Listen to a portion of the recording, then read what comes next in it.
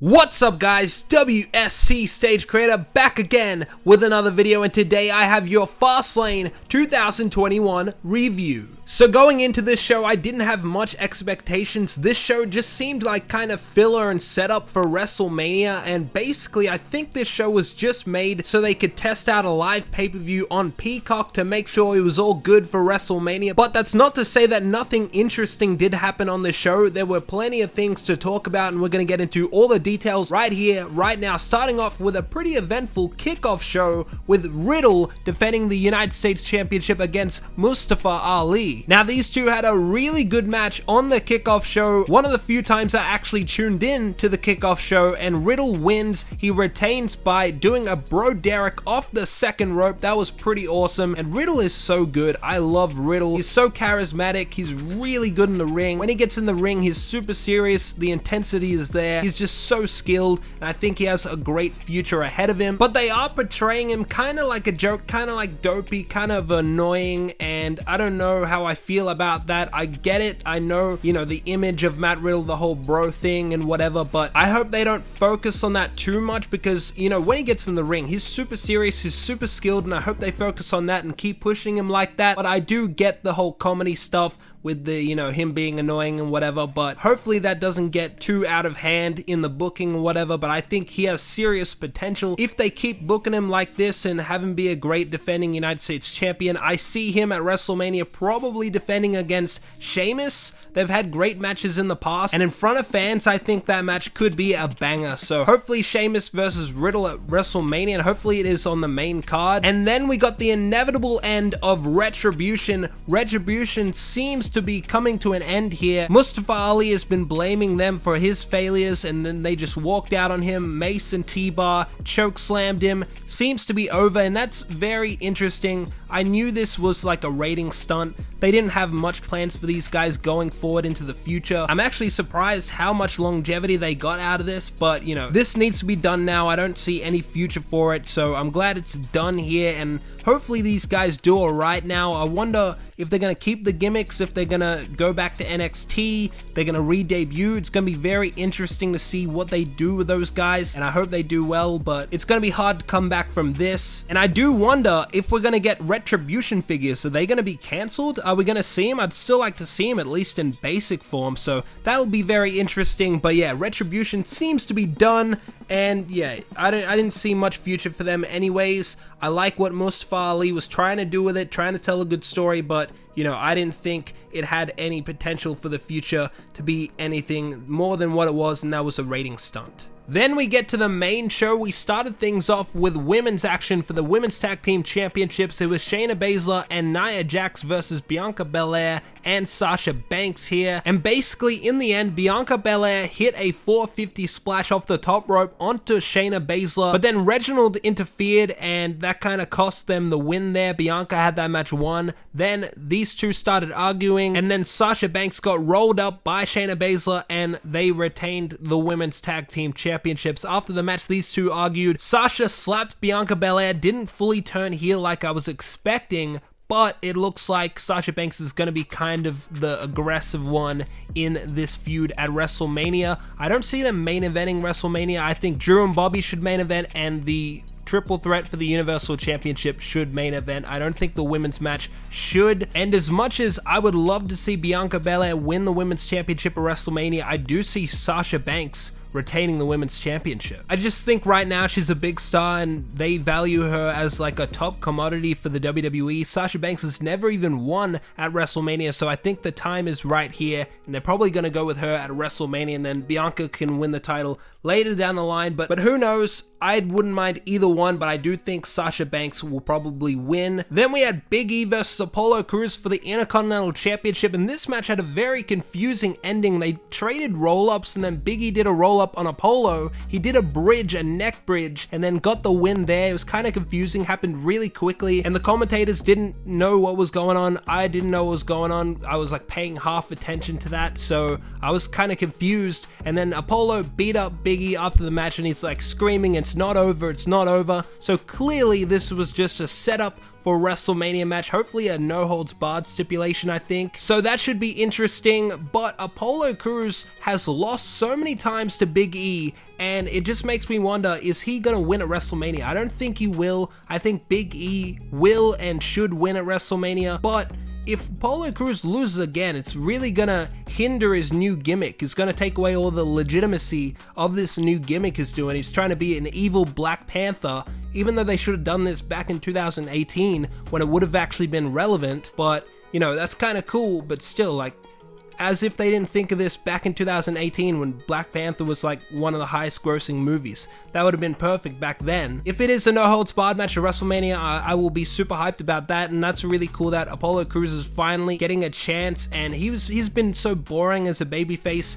for so many years, and finally has found something that fits him, so I'm really happy about that. Excited to see where it goes from here. If Apollo Crews loses at Mania, which he probably will, I don't know what the hell they're gonna do with him after that. Then there was like an Old Spice commercial, but a 24/7 championship change did happen. Eric Bugenhagen from NXT, super entertaining guy. He won the 24/7 championship, then lost it to R-Truth. R-Truth has won that title a million times. They need to do something a little bit more creative with that title. Should have been a hardcore title, but you know, whatever. That title's kind of irrelevant. But then we got into what was supposed to be Braun Strowman versus Shane McMahon, but Shane McMahon got an injury earlier on in the night training. I thought maybe he was faking the injury, but it seems like they're making it seem like it's real. Then Shane McMahon put Elias in his place for the match, and then Braun Strowman just beat Elias. It was nothing. It's just to prolong this feud so they can do WrestleMania Shane McMahon versus Braun Strowman, which I think could be really good. Shane McMahon always has awesome matches, especially if it's no DQ. They could have a really fun, awesome match at WrestleMania, so I'm super hyped about that. Then we got Nakamura versus Seth Rollins. Nothing much to talk about here. It's basically just to set up, you know, Seth Rollins and Cesaro later at WrestleMania, which will be an interesting match. This match was pretty good. One of the better matches on this show, but nothing much to talk about. Seth Rollins beat Shinsuke Nakamura. He did this really unique kick where like Nakamura was on his knees and like he jumped over him. He got his foot caught on Nakamura's knee and then he spun back around with a kick, then hit the curb stomp. Apparently it was a botched curb stomp. Maybe I wasn't paying that much attention,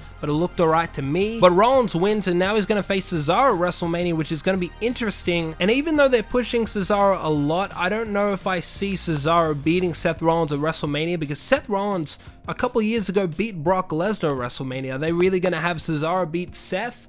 They've invested so much in Seth, but you know, maybe they have big plans for Cesaro, so we'll have to wait and see on that, but I think that match will be really cool at WrestleMania. Then we had Drew McIntyre versus Sheamus in a no-holds-barred match. This match was really fun, really hard-hitting. Drew McIntyre came out with war paint, straight out of Braveheart, came out with the war paint. That was really cool. Hopefully we get a figure of that. Couple of highlights from this match. They fought all around the Thunderdome. They actually broke through the Thunderdome. Sheamus went straight through the Thunderdome. It like blew up on him. That was really, really cool. And then Sheamus did a white noise off the barricade through the announcer's table. Then Sheamus brought a piece of the table into the ring. Drew hit the Future Shock DDT onto the piece of the table, then hit the Claymore, and Sheamus was defeated by Drew McIntyre. Really fun match, probably my favorite of the night, and yeah, that seems to be done. Now Drew is locked in on Bobby Lashley for the WWE Championship at WrestleMania. Then we got a very interesting match here. We got Alexa Bliss versus Randy Orton here, and man, this was super crazy. When I first saw the entrances, I saw the lighting was different. I was like, oh, this was definitely filmed during the day earlier on, so I knew some crazy stuff was about to go down, and yes, we saw some crazy stuff. Randy Orton started spitting out that black stuff. I don't know what that is at all, but he started spitting out black stuff out of his mouth before the match. Alexa Bliss summoned fire right before Randy Orton, but it didn't hit him. She used the force to bring down like a lighting rig right in front of Randy Orton to scare him. Then she even threw a fireball at Randy Orton, but it did miss him. Then we saw emerge from the ring, breaking through the ring. He grabbed Randy Orton's leg. It was the Fiend. The Fiend is back, but it wasn't the Fiend you see here.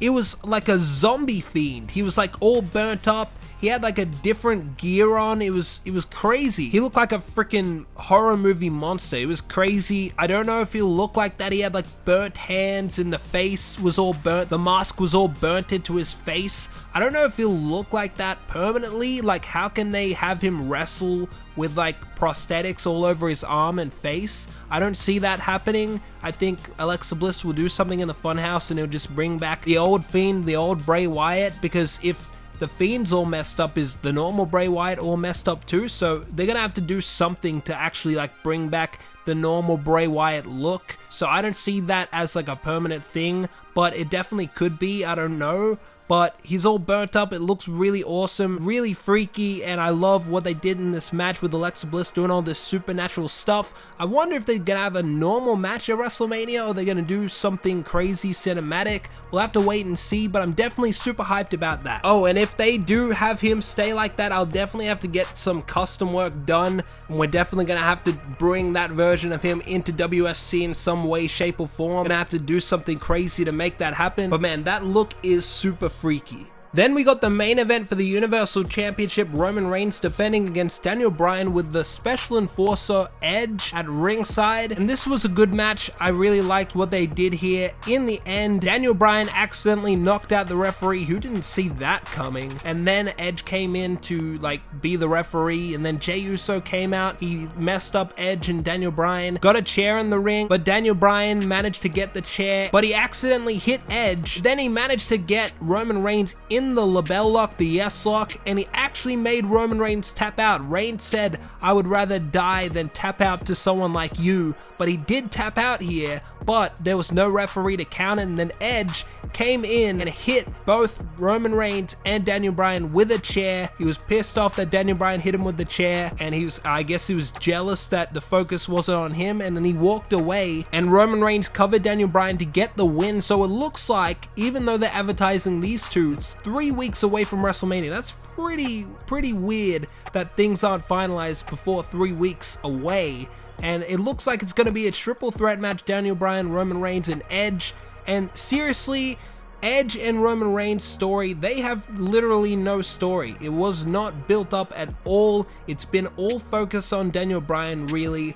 And I think if they make it a triple threat, it will make it way more interesting, because these two literally have no story other than dream match, spear versus spear. And honestly, if it's a triple threat match, I think it could be funner than just one-on-one as well. So we'll have to wait and see what they do, but I think it's pretty obvious that's going to be a triple threat here, and that should be good, and I definitely want to make that an action figure form. I got the Warzone match. If you don't know about the Warzone match, go check out my latest video before this one. See all the details on this brand new match. I can't show you it because I would be spoiling some stuff over there, but I'm in the middle of filming it, looking to get it done for the weekend, and after that I'll have like 2 more weeks, and that'll only be enough for like 1 or 2 WrestleMania matches, unfortunately. So I want to make the triple threat match and Drew versus Bobby Lashley, so I'll try and make those ones as well. But this, even though it was like a filler pay-per-view set up for WrestleMania, I think it was an enjoyable show.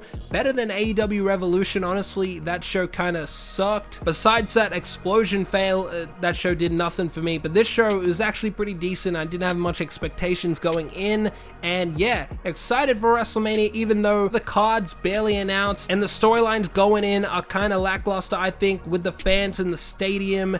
And I think when you have lower expectations, I think things will be much better, and I think these wrestlers will definitely deliver at WrestleMania. So I'm super hyped about WrestleMania. Comment down below what you thought of this show. I cannot believe we saw the zombie Fiend. That was pretty damn cool. So comment down below what you thought of the show. Please smash the like button, subscribe to the channel if you haven't already, and I'll see you all in the next video.